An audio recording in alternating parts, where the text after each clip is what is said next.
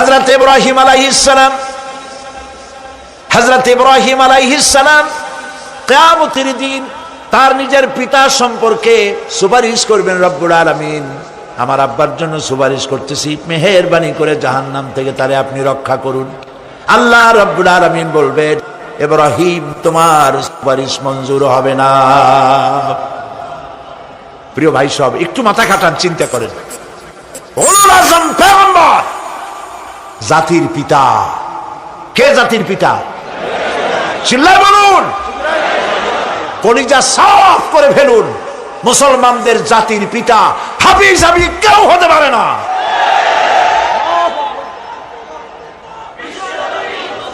মিল্লাতা আবিকুম ইব্রাহিম, ইব্রাহিম আলাইহিস সালাম এই মিল্লাতের পিতা। সুবহানাল্লাহ। হযরত ইব্রাহিম আলাইহিস সালাম কিয়ামতের দিন বলবেন, আল্লাহ, আমার আব্বার জন্য সুপারিশ করছি। আল্লাহ পাক বলবেন, মঞ্জুর হবে না। আজর তোমার পিতা হতে পারে, কিন্তু আমার খলিলকে আগুনে ফেলার জন্য নমরুদকে সে সহযোগিতা করেছে, আমি তোমার পিতাকে ক্ষমা করব না। নবী করিম সাল্লাল্লাহু আলাইহি সাল্লামকে সাহাবায়ে কেরাম জিজ্ঞেস করেছেন, হে রাসূল, আপনার আব্বা এবং আম্মার অবস্থা কি হবে? নবী করিম সাল্লাল্লাহু আলাইহি সাল্লাম কেঁদে ফেলেছেন, সওয়াব বলেছেন, আমি তাদের কোনো উপকারে আসব না। আল্লাহু আকবার।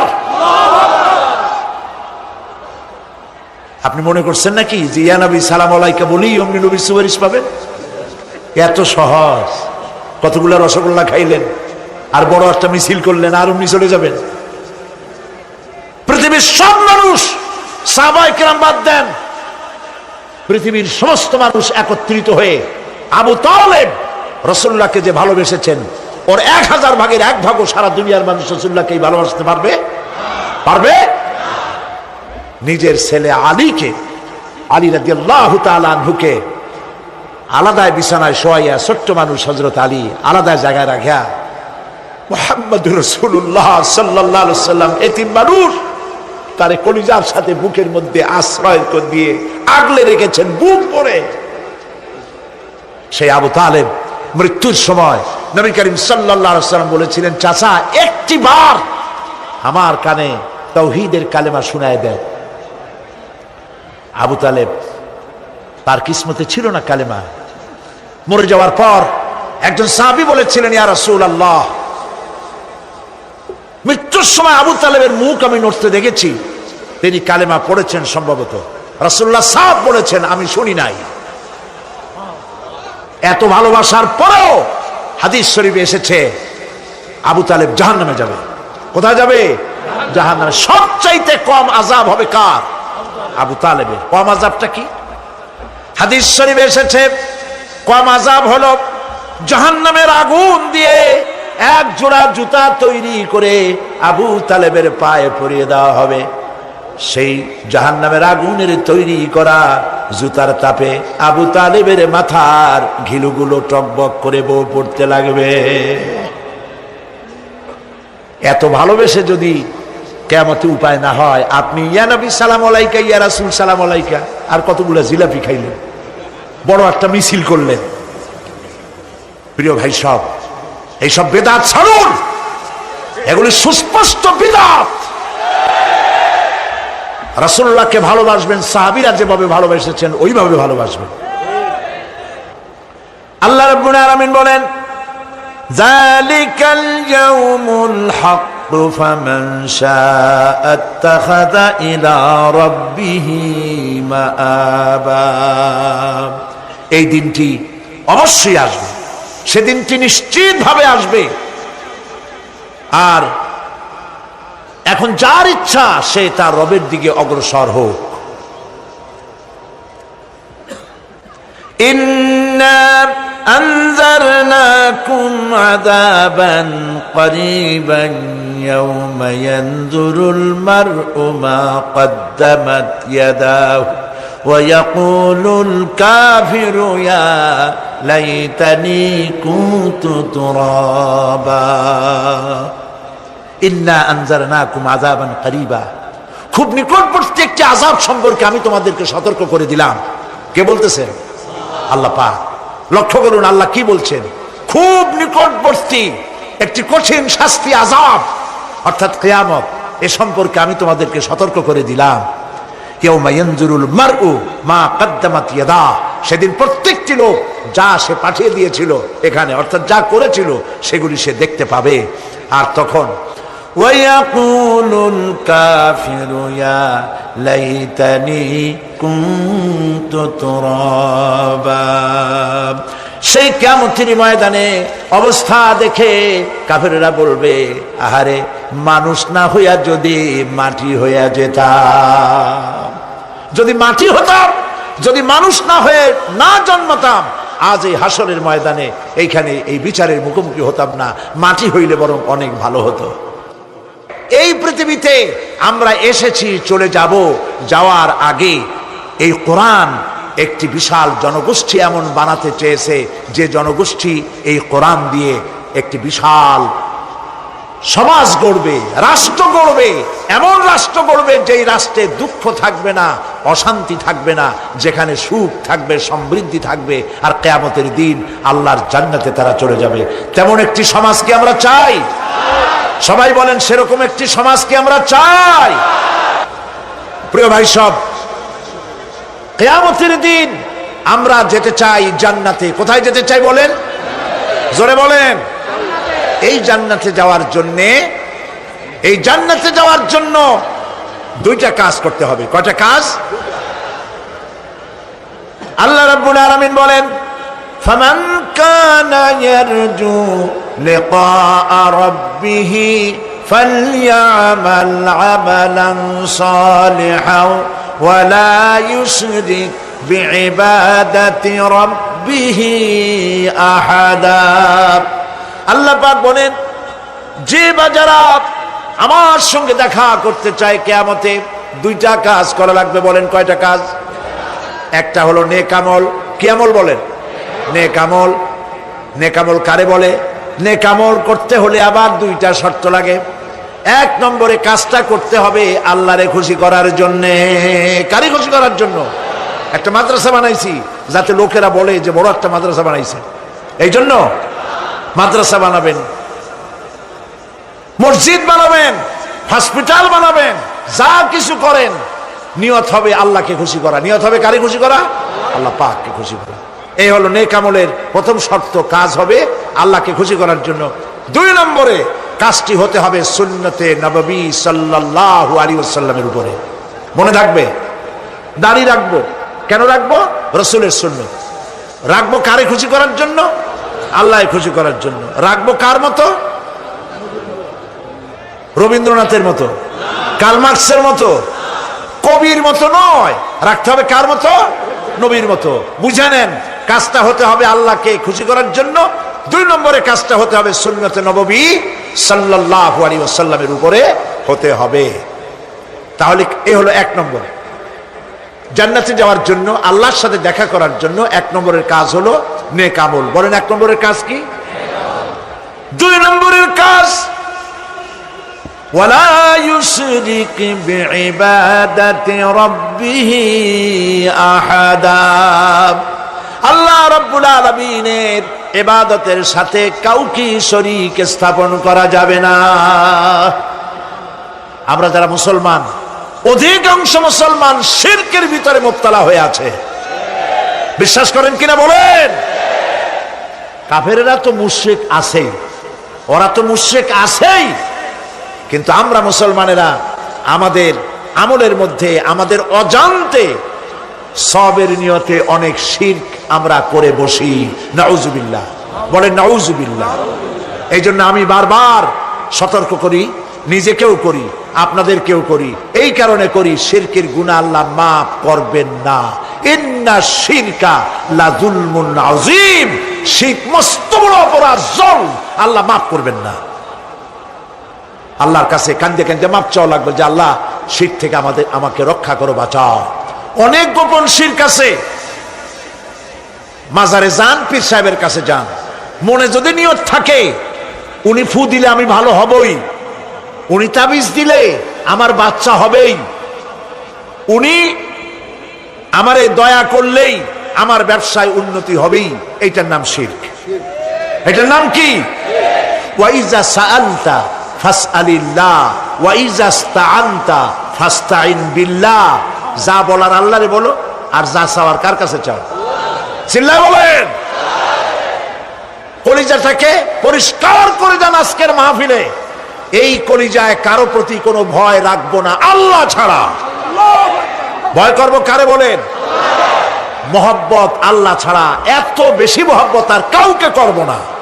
আল্লাহ তাআলা আমাদের কলিজায় তোমার ভয় এবং মহব্বত দিয়ে ভরে দাও।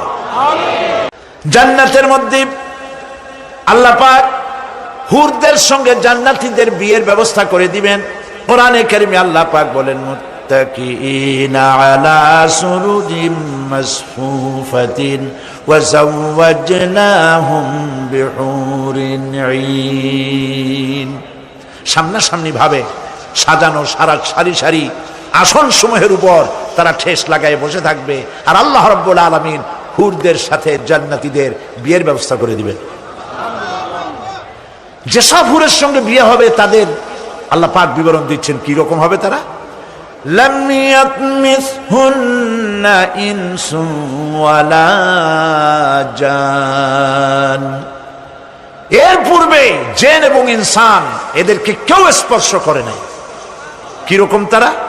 কাআন্নাহুন্নাল ইয়াকুতু ওয়াল মারজান। যেমন ঝিনুকের ভিতরে মণিমুক্তা থাকে, এইভাবে আল্লাহ পাক তাদেরকে পবিত্র করে রেখে দিয়েছেন। আমার প্রিয় ভাইরা, আল্লাহ রাব্বুল আলামিন কোরআনে কারীমের ভিতরে বলেছেন, ফাবিআইয়ি আলা'i রাব্বিকুমা তুকাযযিবান। জান্নাত দান করে আল্লাহ পাক এবার জান্নাতীদেরকে সম্বোধন করে বলবেন, ইয়া ইবাদি লা খাউফুন আলাইকুমুল ইয়াওমা ওয়ালা আনতুম তাহজানুন। হে আমার বান্দারা, লা খাউফুন আলাইকুমুল ইয়াওম, আজ আর কোনো ভয় নাই। সুবহানাল্লাহ, সুবহানাল্লাহ। আজ আর কোনো ভয় নাই, কোনো চিন্তাও নাই, আরামে এই জান্নাতের মধ্যে বসবাস করো। এরপরে আল্লাহ পাক জিজ্ঞেস করবেন, ও আমার জান্নাতীরা, আমি যেসব ওয়াদা করছিলাম আমার ওয়াদা মোতাবেক সমস্ত নিয়ামত পেয়েছো? তারা বলবে, হ্যাঁ পেয়েছি, সব নিয়ামত আপনার ওয়াদা মোতাবেক সব পেয়েছি। আল্লাহ রাব্বুল আলামিন বলবেন, সব পাও নাই, ওয়ালাদাইনা মাজিদ, আমার কাছে আরো বেশি আছে।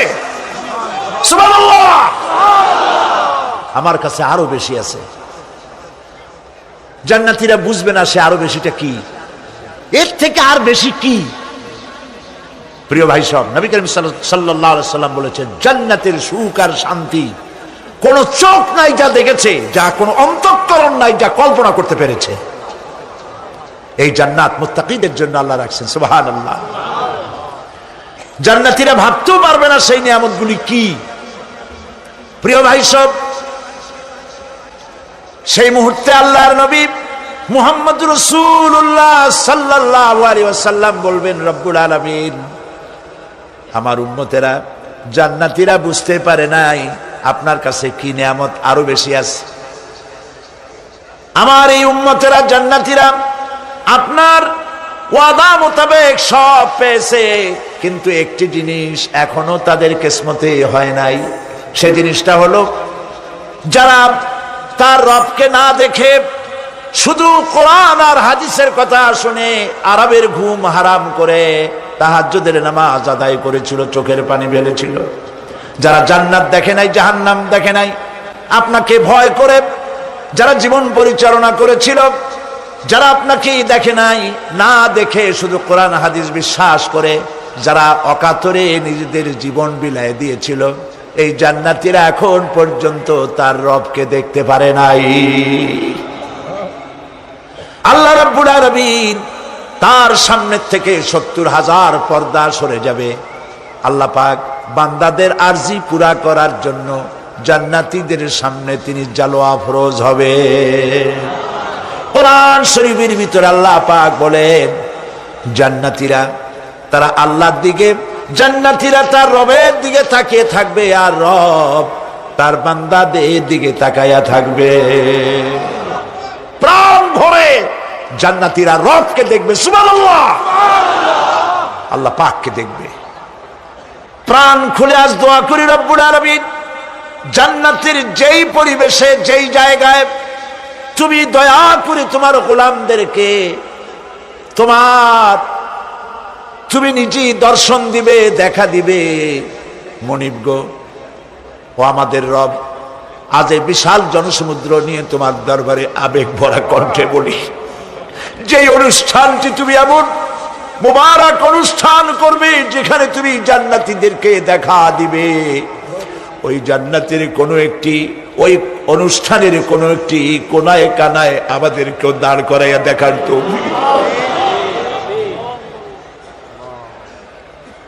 প্রিয় ভাই সব, আল্লাহ রাব্বুল আলামিন মানুষের সামনে এত সব নিয়ামত রেখেছেন, এই জান্নাত দান করবেন। এরপরে আল্লাহ রাব্বুল আলামিন কোরআনে কারীমের মধ্যে বলেছেন, রব্বিস সামাওয়াতি ওয়াল আরদি ওয়া মা বাইনাহুমার রাহমানি লা ইয়ামলিকুনা মিনহু খিতাবা। এসব পুরস্কার রয়েছে তোমাদের সেই রবের পক্ষ থেকে যিনি আকাশ আর জমিনের মালিক। সুবহানাল্লাহ বলবেন না? যার সামনে কথা বলার ক্ষমতা কারো হবে না। এটি একটি মারাত্মক কথা। কিয়ামতের দিন আল্লাহর দরবারে কেউ কথা বলতে পারবে না আল্লাহর নির্দেশ ছাড়া। একটি আকীদা পরিষ্কার করে নিয়ে যান আপনাদের, সে আকীদাটা এভাবে পরিষ্কার করুন, কোন পীর সাহেব, কোন খাজা বাবা, কোন মাওলানা, কোন মুহাদ্দিস, কোন বুজুর্গ আপনাকে সুপারিশ করতে পারবে না যদি না আল্লাহ পাক তাকে কথা বলার তৌফিক না দেন। মনে থাকবে এটা। আয়াতুল কুরসির ভিতরে আমরা পড়ি, মান যাল্লাযী ইয়াশফাউ ইনদাহু ইল্লা বিইজনিহি। আল্লাহ পাক বলেছেন কিয়ামতের দিন আল্লাহর দরবারে কার সাহস আছে কথা বলতে পারে? মান যাল্লাযী ইয়াশফাউ ইনদাহু ইল্লা বিইজনিহি। আল্লাহর অর্ডার ছাড়া, হুকুম ছাড়া আল্লাহর সামনে কথা বলার সেদিন কেউ থাকবে না। সুবহানাল্লাহ। কেউ কথা বলতে পারবে না। সুপারিশ করতে হবে আল্লাহ যারে বলেন তুমি করো, অমুকের জন্য করো, সেই ব্যক্তি শুধু তার জন্যই করতে পারবে, আর কেউ কথা বলতে পারবে না।